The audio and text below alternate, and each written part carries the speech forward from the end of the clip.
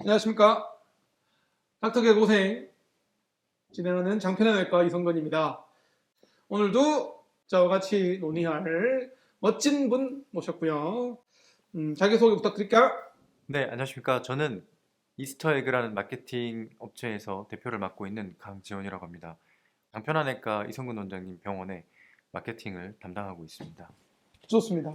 자, 일단 첫 번째로 네이버 영수증 리뷰를 얘기를 하죠. 자, 질문 주세요. 네이버 리뷰와 리뷰 영수증으로 내려지는 평가가 두렵지 않으신가요? 두렵습니다. 신경 쓰이는 건 맞아요. 걱정되고요. 제 생각에는 의료 소비자인 여러분들이 많은 분들이 이제 병원을 각각의 평가를 하는 게 대세가 될 것 같아요. 굳이 뭐 네이버 영수증 리뷰가 아니더라도 다양한 방식으로든 어쨌든 평가가 매겨질 거다 생각이 들고, 어떻게 보면 그걸 받아들여야 되고, 또 그 평가를 어떻게 보면 소비자들의 솔직한 평가잖아요.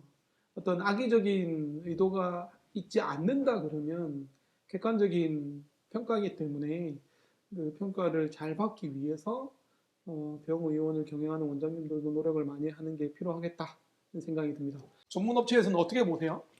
말씀하신 대로 원장님 가장 중요한 키 중에 하나라고 보고 있습니다.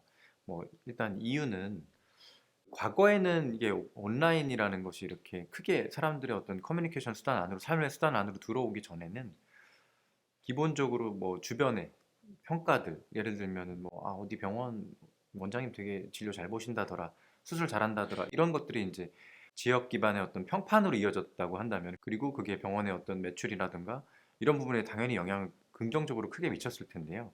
혹은 부정적으로든.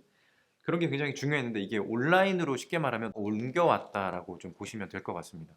사람들은 지금 작은 물건을 하나 구매하더라도 이 물건들을 사람들이 어떻게 쓰고 거기에 대해서 뭘 느꼈고 평가를 다 보는 것들이 굉장히 익숙해져 있습니다. 이게 삶의 패턴에 이제 자리를 아예 잡아버렸기 때문에 남들이 경험하고 체험한 거에 대해서 같이 공유를 하는 것들이 이제 일상적입니다.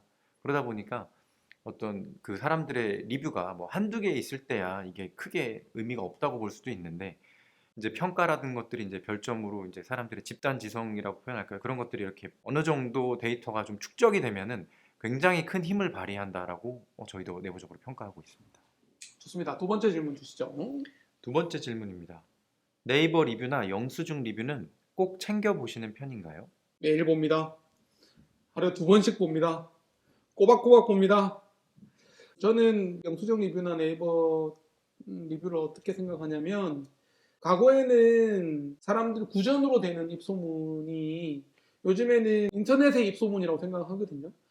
과거에 구전으로 돼 입으로 입에서 입으로 전해지던 입소문의 최신판이 네이버 영수증 리뷰가 아닌가라는 생각이 좀 들고, 어떻게 보세요? 원장님들이 직접 챙기는 거는 업체 입장에서는 도움이 되죠? 네, 원장님들이 직접 관심을 가져주셔야 됩니다. 원장님이 정확하게 포인트를 표현해 주셨는데요. 이게 그 입소문이 지금은 이제 리뷰의 형태로 지금은 전달이 되는 것이고, 리뷰가 많은 거는 여러 가지 의미가 있습니다. 사실은 리뷰는 적극적으로 개입하는 형태의 의견을 남기는 건데, 실제로 적극적으로 의견을 남기시는 분들이 비율적으로 봤을 때는 그렇게 많지 않습니다. 정말 작습니다. 네.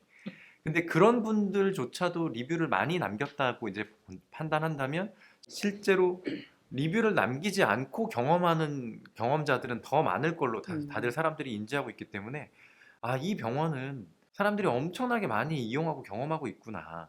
근데 단순히 리뷰가 많은 것뿐이 아니라 거기에 좋은 평가가 또 상대적으로 더 많다면, 선택하는 사람의 입장에 있어서는 상대적으로 되게 중요한 가치척도 결정하는 데 촉도가 되고요. 그렇기 때문에 답글이나 이런 것들을 신경을 좀 써주셔야 됩니다. 답글에 감사합니다, 혹은 이런저런 의견들을 남겨주시면 확실히 사람들이 긍정적인 어떤 피드백을 기대할 수 있습니다. 직접 적으셔야 돼요. 네.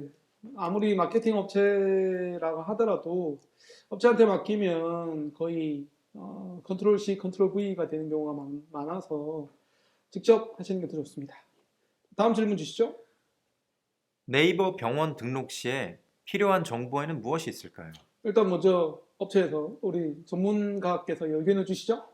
네, 기본적으로 이제 네이버의 플레이스, 그러니까 리뷰와 관련된 거는 이제 네이버의 플레이스에서 이제 저희가 그 등록을 하게 되는데요. 네이버 그 스마트 플레이스라는 곳에 가시면 병원의 이제 기본 정보, 그 다음에 부가 정보 이렇게 나뉘어져 있습니다. 기본 정보에는 병원과 관련된 기본 정보들인데 말 그대로 병원의 위치, 그 다음에 병원의 운영 시간, 휴무일 이런 것들을 정확하게 기재해야 됩니다. 그리고 병원에서 또 어떤 질환이나 질병들을 위주로 하고 있는지 그 키워드들도 다 직접 입력을 하셔야 되고요. 병원에서 내부 시설물 사진 이런 것들이 있습니다. 그런 것들은 기본 정보란에 등록을 하셔야 되고, 그다음에 부가 정보에는 병원의 어떤 내부 시설물들, 뭐 편의 시설물들 중에는 주차장이라든가 뭐 남녀 화장실이 구분되어 있는지 여러 가지 부가 정보들이 있습니다. 이제 그런 것들을 기본적으로 등록을 하게 되어 있습니다. 제가 이 질문을 왜 전문가한테 맡겼냐면요. 이 모든 건 다 전문가가 해주십니다.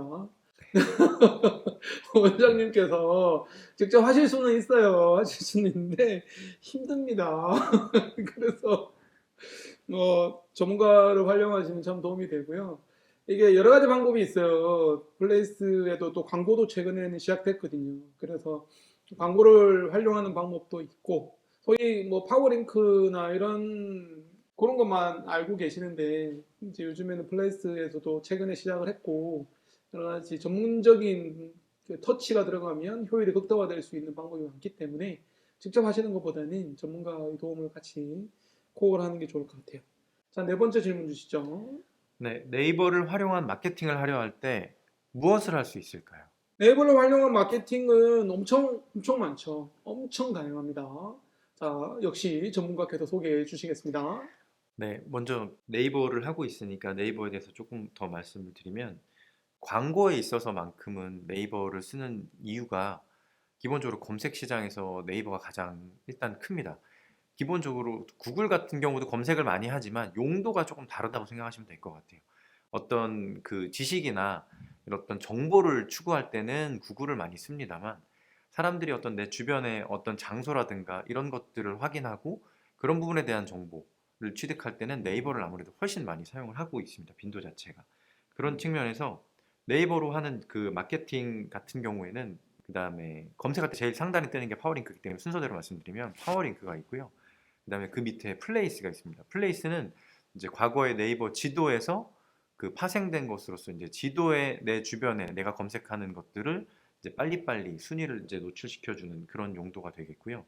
그 밑에는 뷰 탭이 있습니다. 뷰 탭은 블로그와 카페 그리고 각종 웹 문서들을 불러오는 기능이 있는데, 요거는 이제 블로그 마케팅하고 연관이 될 수 있습니다. 그다음에 웹 문서 같은 경우는 이제 기사, 온라인으로도 기사를 많이 내십니다. 그래서 온라인 의료 관련된 기사들 내실 때 참고하시면 좋은 툴입니다. 그래서 요 뷰탭, 그리고 뭐 그 하단에 뭐 또 다른 것들이 있지만 기본적으로는 이 세 개에서 웬만한 마케팅들을 집중하셔야 되고 여기에서 모든 게 결정난다라고 보셔도 됩니다.